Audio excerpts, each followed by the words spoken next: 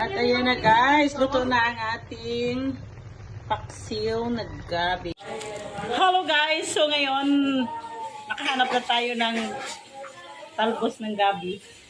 Talbos ba ito? Talbos ng gabi or udlot ng gabi. So napapakain kasi tayo ng paksiw. Papaksiwin natin. Guys. So i-ready na natin. Ganito siya. Then ganitohin lang natin. Tanggalan natin ang dulo-dulo. Wow! Kasi sabi nila Makati daw yun. So iikot lang natin siya ng ganito. Saan ko na marunong? Magpaksiw tayo na talbos ng gabi.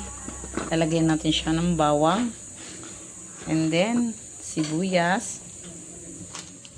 At syempre, hindi mawawala ang ating luya. And then, laglagay tayo ng asin. Marami ba ito? Marami yan. Grabe yung gabi ko. And then, naglagay tayo magic sarap. Suka. Uy, hatiin nyo yan, be. Pakuluan pa natin siya ng konti, guys. Kumukulo na ang ating paksiw ng gabi. Ang bango. At ayan na, guys. Luto na ang ating paksiw ng gabi. Kain na na.